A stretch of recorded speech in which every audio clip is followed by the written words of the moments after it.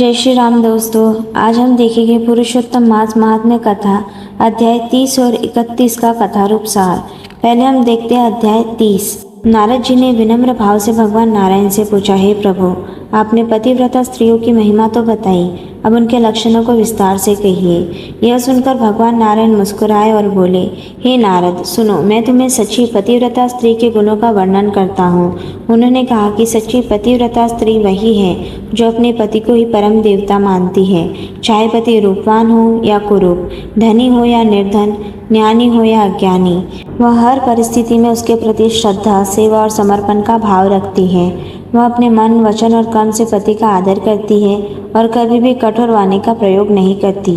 भगवान ने आगे बताया कि ऐसी स्त्री अपने मन को संयम में रखती है। वह किसी अन्य पुरुष की ओर आकर्षित नहीं होती, नहीं किसी प्रकार के प्रलोभन से विचलित होती है। उसकी निष्ठा इतनी दृढ़ होती है कि वह केवल अपने पति के सुख दुख में ही अपना जीवन समर्पित कर देती है।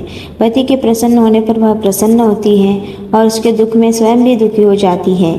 पतिव्रता स्त्री का जीवन अत्यंत मर्यादित और अनुशासित होता है।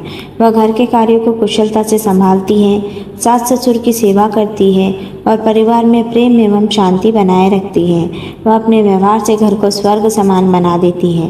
पति के आने पर उसका आदर करना, समय पर भोजन देना, मधुर वचन बोलना, ये सब उसके स्वभाव में ही शामिल होते हैं। भगवान नारायण ने यह भी बताया कि ऐसी स्त्री अपने आचरण में अत्यंत सावधानी रखती है। वह व्यर्थ हंसी मजाक, क्रोध, ईर्ष्या और असंयम से दूर रहती है। यदि पति कहीं बाहर चला जाए तो वह उसके कल्याण के लिए प्रार्थना करती है और स्वयं सादगी से जीवन बिताती है। उन्होंने गर्भवती स्त्री के लिए भी नियम बताए। उसे सदैव शुद्ध, प्रसन्न और संयमित रहना चाहिए ताकि उत्तम संतान की प्राप्ति हो। वही विधवा स्त्री के लिए भी संयम, साधना और सादगीपूर्वक जीवन को श्रेष्ठ बताया गया है। भगवान नारायण ने अंत में कहा, हे नारद, इस संसार में पति के समान स्त्री के लिए कोई देवता नहीं है। पति की प्रसन्नता से ही स्त्री को सुख, समृद्धि, संतान और यश प्राप्त होता है। जो स्त्री अपने धर्म का पालन करती है वह न केवल इस लोक में सुख भोगती है बल्कि परलोक में भी उच्च स्थान प्राप्त करती है। दोस्तों, अब हम अध्याय 31 की शुरुआत करेंगे। सूत जी बोले, हे विप्रो, जब नारद मुनि ने पतिव्रता धर्म का अद्भुत वर्णन सुना तो उनके हृदय में एक और जिज्ञासा उत्पन्न हुई। उन्होंने विनम्रता से भगवान नारायण से पूछा, हे प्रभु, आपने अनेक दानों का महत्व बताया, परंतु कांसे के संपुट के दान को सबसे श्रेष्ठ कहा है। कृपा करके उससे रहस्य को विस्तार से बताइए। भगवान नारायण ने प्रसन्न होकर कहा, हे नारद, प्राचीन काल में एक बार माता पार्वती ने भी पुरुषोत्तम मास का व्रत किया था। व्रत की समाप्ति पर उन्होंने भगवान शिव से पूछा कि इस व्रत को पूर्ण करने के लिए कौन सा दान सर्वोत्तम है जिससे संपूर्ण फल प्राप्त हो। तब भगवान शिव ने गहन ध्यान कर उत्तर दिया, हे पार्वती, पुरुषोत्तम मास इतना महान है कि इसमें अन्य सभी दान कौन हो जाते हैं। इस व्रत की पूर्णता के लिए संपुट दान का विधान है।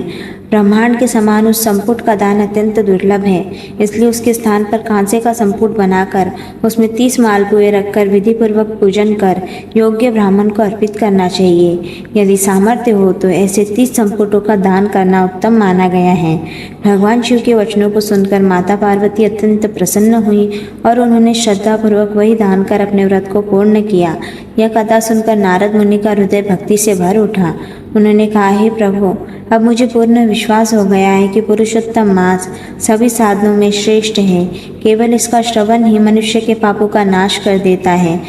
तो जो श्रद्धा और विधि से इसका पालन करता है उसके पुण्य का तो वर्णन ही नहीं किया जा सकता। सूत जी आगे कहते हैं, जो मनुष्य इस भारत भूमि में जन्म लेकर इस पवित्र पुरुषोत्तम मास का पालन नहीं करते वे जीवन भर दुखों के चक्र में फंसे रहते हैं।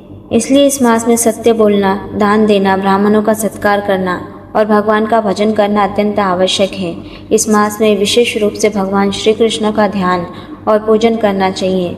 श्याम वर्ण पीताम्बरधारी मुरलीधर राधिका सहित पुरुषोत्तम भगवान का स्मरण करने से मनुष्य के सभी कष्ट दूर हो जाते हैं। सूत जी ने यह भी कहा कि इस महात्म्य का श्रवण, पठन और लेखन अत्यंत फलदायक है। जो इसे लिखकर सजाकर ब्राह्मण को दान देता है वह अपने कुलों का उद्धार कर दुर्लभ गोलोक को प्राप्त करता है।